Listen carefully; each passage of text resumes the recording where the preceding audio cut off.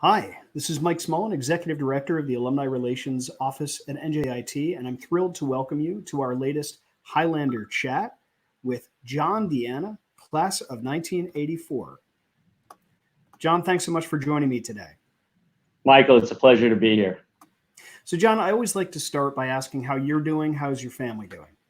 Well, I'm doing fine. I'm actually back in my office. I'm one of three people in the office today. We opened up a couple of weeks ago, but still, most people are not taking advantage of coming back. It's totally voluntary, and probably when I'm here in September, people will start to return to the office. Sure. But other than that, the family is doing well.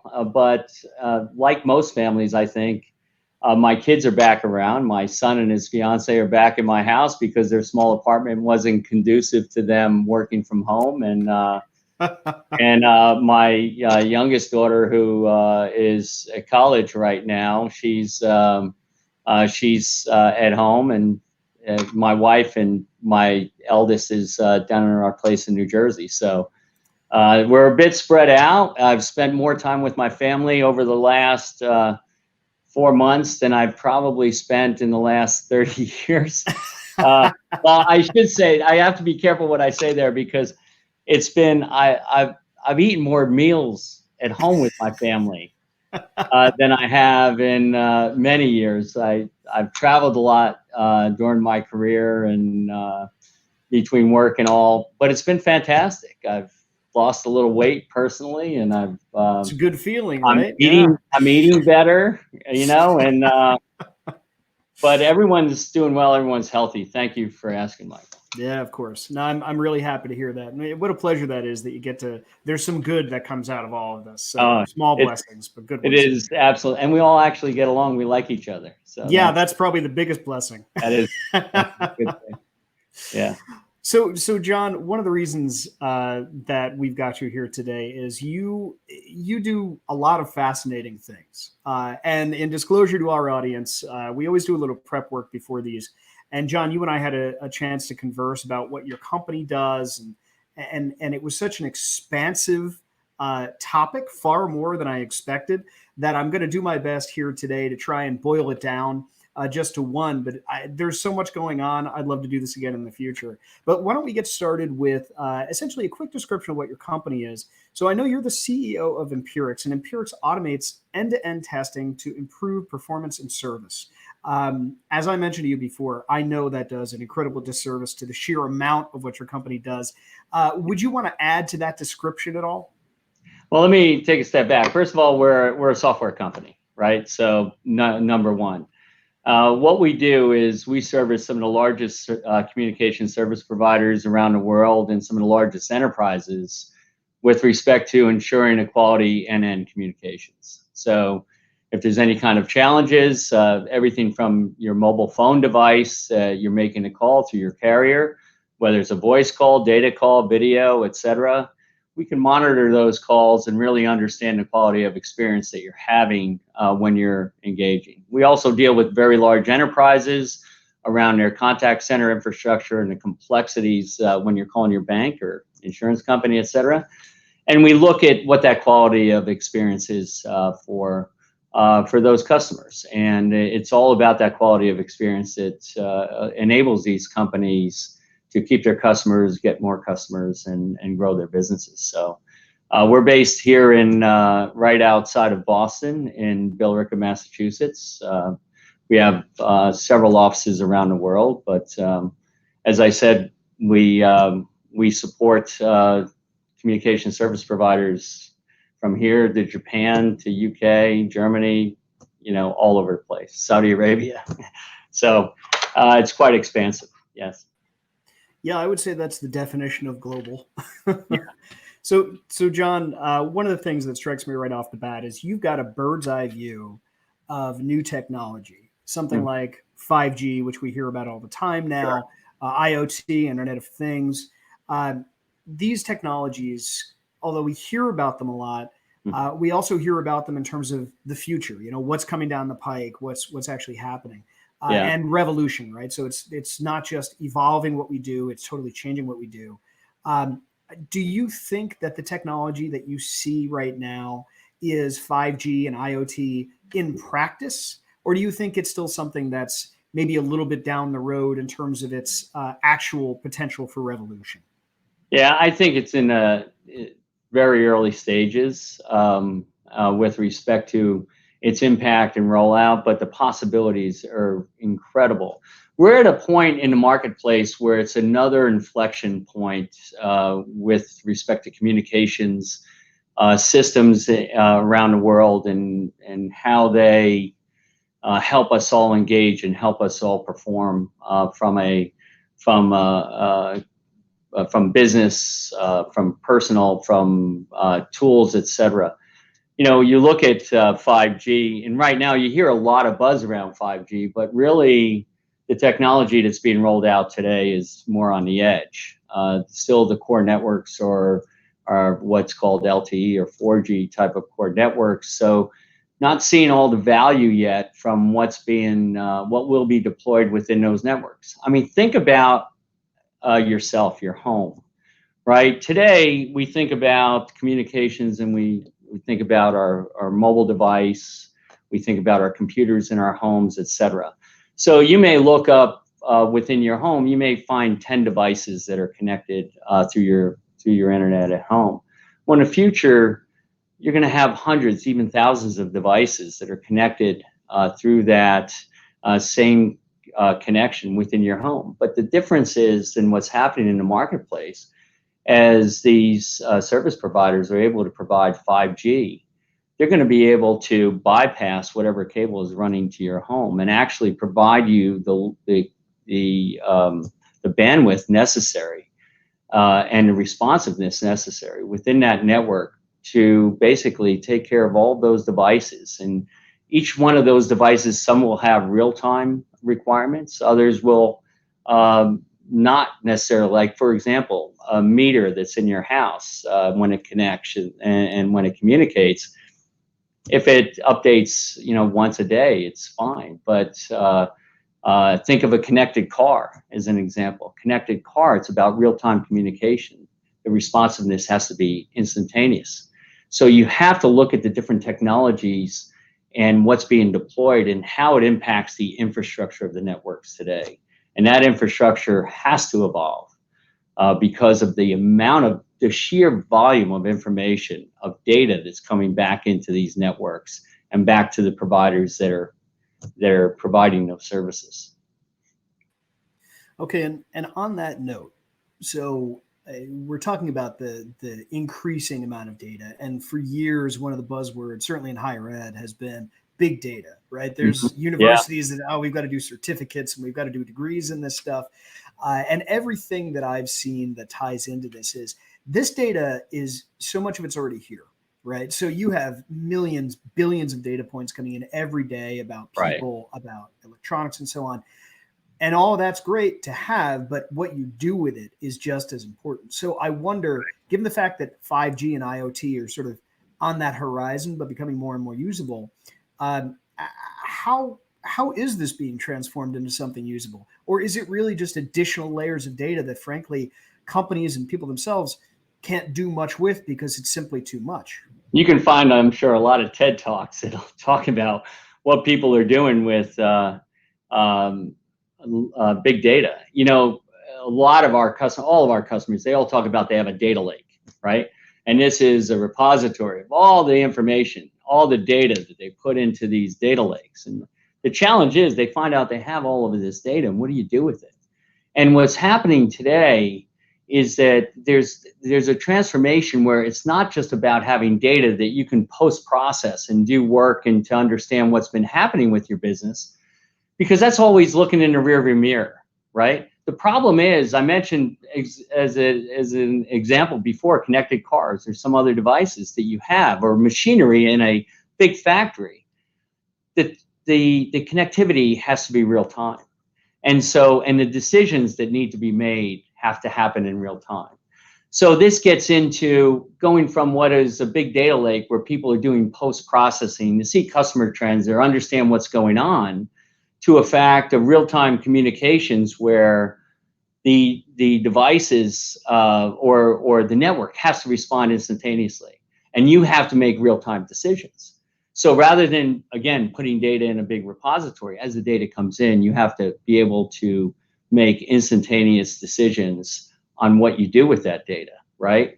So the fact is, now data comes in, we mediate the data, we may enrich the data, may create KPIs, KQIs for that data to provide systems in real time to take actions. You have to be able to take an action off of that data, right? And so the type of communication has changed dramatically. The type of work around big data has changed, right? That's why everyone talks about machine learning and AI and what has to happen in the marketplace with respect to that, because now the information is coming in. A human cannot now engage or interject and then decide what we're going to do with this based on, let me pull billions of information out of this data lake and then make some kind of decision around that, or have some kind of algorithm. It just doesn't work anymore. You have to set up the network so that and the infrastructure, so that as the data comes through, you can make real-time decisions as to what has to happen, and real-time changes to that network, right? If something fails over here, it has to immediately be able to switch from a network perspective to ensure that continuity of communication. So you look at the dynamics and what's happening in this marketplace, it's massive. So we're going through a massive change in all of these, from how you're collecting data to be able to make meaningful decisions based on that data, so that we can change the way that we're operating in the world today. I've got to say, I find that fascinating. I frankly had not thought about it that way in the past, where you have this enormous amount of data coming in and the decision making happening in such a way where AI and machine learning is actually determining a lot of the instantaneous things that have to happen, with the bigger trends coming back to the people who are actually managing.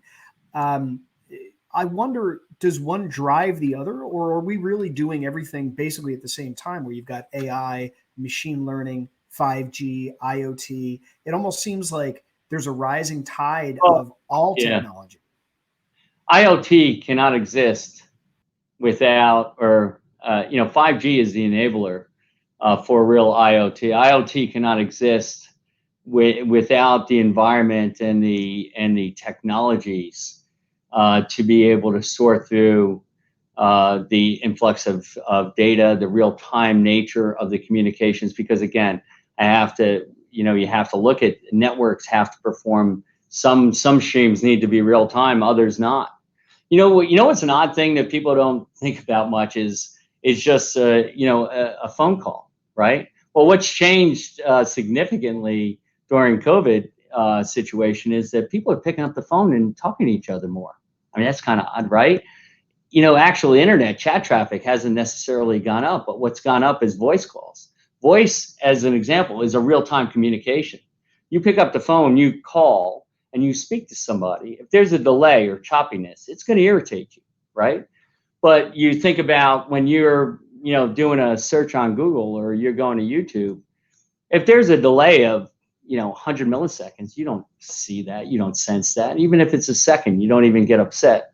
Used to be you were okay with a minute, but again, things have changed, and the nature of the communications is really important, and how it all plays together. But 5G is the enabler of IoT, and you have to have it all has to work together. And the only way IoT and 5G work is through automation, right? You have to have the automation in the system, because there is no way a human in the middle of this process can make decisions and changes and adaptations at the rate that it needs to happen. So I've just got to throw this out there. I would settle for people being able to figure out how to mute and unmute themselves. You laugh. Kind of video call. Yeah.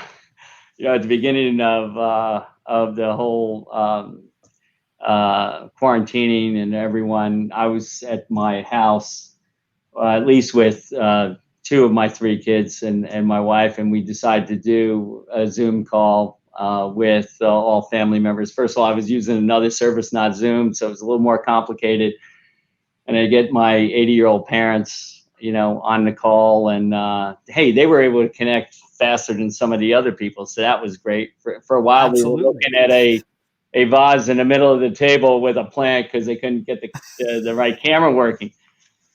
And then my mom decides to FaceTime her friend to tell her that she's on a Zoom call with all of us, right? And she's talking, not realizing that she's occupying the entire screen as she's talking to her friend, and we have 15 people on the call. So, and shows, to your point, I had to mute my mom,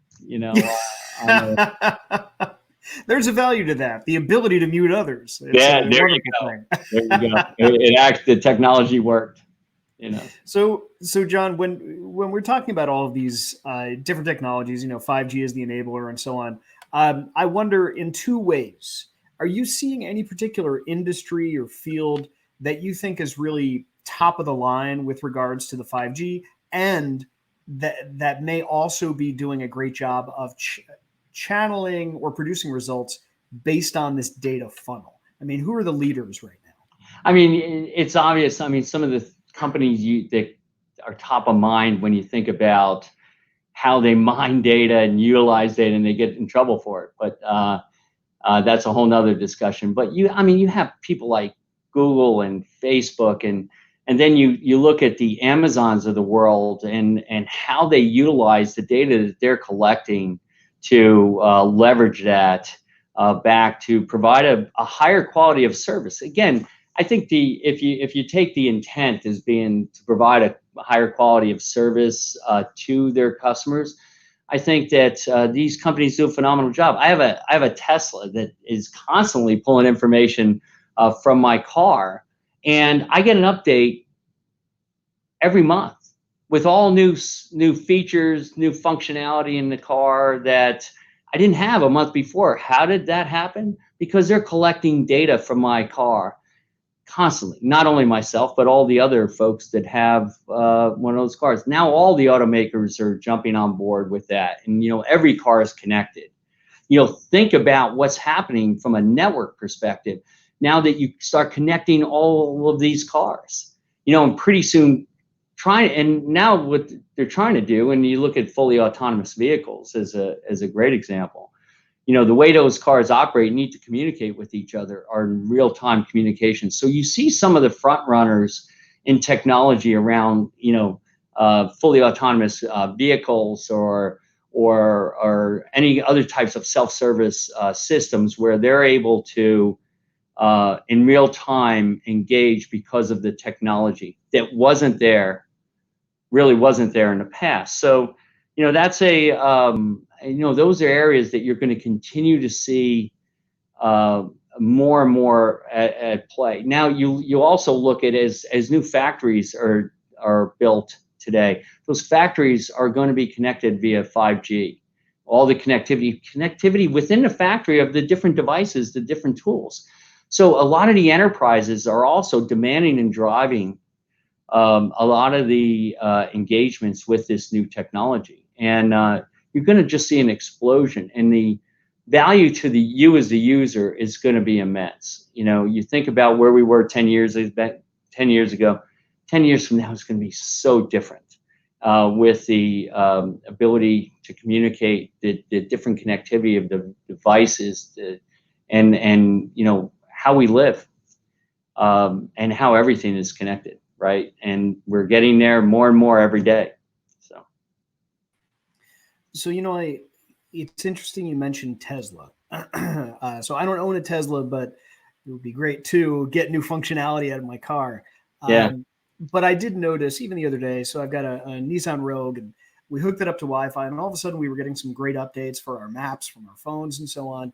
And I love the concept that there's this real-time reaction to customer need. But like you said, it seems like so much of what companies want to use the data for, and I think appropriately, is customer satisfaction, customer acquisition, customer retention.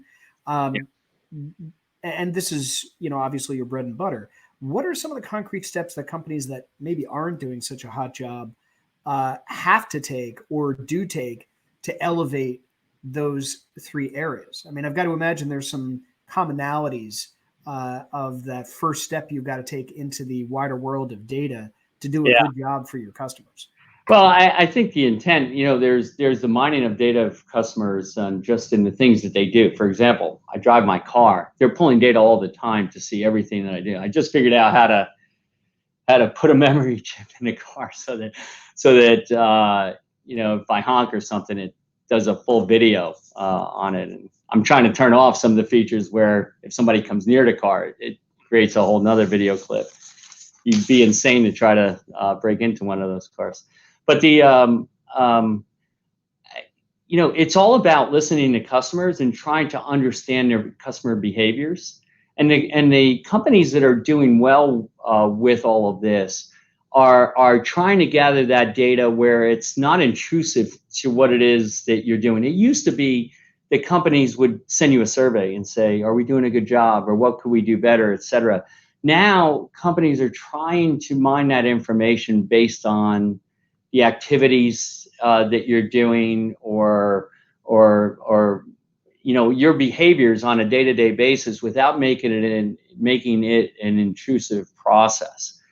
And I know a lot of people have a problem with that because it's that Big Brother's watching, or whatever you want to consider. I love it because it's just making my life easier, and it's about how you use the technology in the right way to provide a better quality of service for your customers. Because I think at the end of the day, there's always bad people that are going to do bad things. But the thing is that for the most part, what these companies are trying to do is find ways of providing a better quality of service for you, so that it's more convenient, so it's self-service, so that you get more time to do the things that you want to do in the ways that you want to do it. So with that in mind, you mentioned 10 years ago, right? And if we go back 10 years, Facebook is relatively new. MySpace was still a big deal. The idea of collecting the amount of data that we've got today and the way that data is used, I think even 10 years ago was barely sort of thought of, or even scratching the surface. Heck, our phones didn't even really look the way they look now. So I love to ask my guests to prognosticate a little bit, even though I know that's tough. But are there some big trends that you look and you say, you know what, in 5 years, I could see this thing really taking center stage, or even, 7-10 years out? That's a great question. One of the things for sure, from a trends perspective, you see is, and I think this is something people can relate to, is that all the automation that's going back into your home today, and all the things that you have to do or you have to do manually will all be taken care of for you, and it'll help from an engagement perspective in the things that you do, again, in driving that better quality. We get back into cars. If you thought back a few years ago, it takes innovators like Elon Musk, the people that are willing to break the norms of society to actually transform the way that you do things. Today, the autonomous driving, I see it, and I see it in a vehicle I have. It's very real. It's absolutely very real. I can drive from Massachusetts down to Jersey the majority of the time just on autopilot. And you see around, when you're out in San Francisco, and you see all of these, the little Google cars, and I forget Waymo, I forget the different names of the companies that are, and you see these cars, they have drivers in them just in case something happens, but these cars are all going around the city all in an autonomous fashion, and you're going to see much more of that taking place than today. The other thing that's transformed all of us has been this COVID-19, although how tragic it's been from a global perspective and for people and families, the way that people are working today is so different. Look at us here. I'm not sitting in a room with you there today. All all of my communications with our employees today are, via some video conferencing tool. A lot of meetings with customers today are done via these tools today. It's going to impact travel. It's going to impact the way people work. The amount of money that you can actually save is just incredible. One of the things that, and the CEO from one of the largest banks in the world, he made a comment that one thing I've learned through all this is that we've got way too much real estate. And, and the fact is that it's these communication tools and the infrastructure that's changing and enabling all that.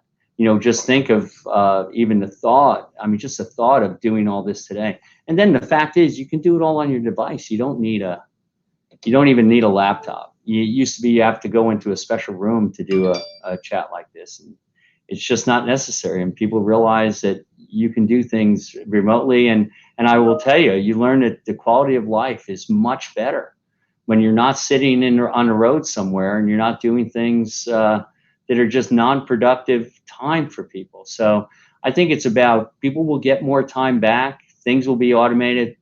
Things will be more convenient. Hopefully that, in 10 years from now, we're doing a lot more fun things with our time, and I look forward to that time. I really do. Well, John, the way you describe it makes me very much looking forward to that myself, too. So, listen, I want to thank you very much for taking the time today. I'm so glad to hear you and your family are doing well. And like you said, it's great that we don't have to be in some separate room doing some wacky stuff. This has been a real pleasure, both for its ease and for a lot of the information you provided. So thanks very much for participating. And look, I'd love to continue this conversation. So I'd love to have you back sometime in the near future.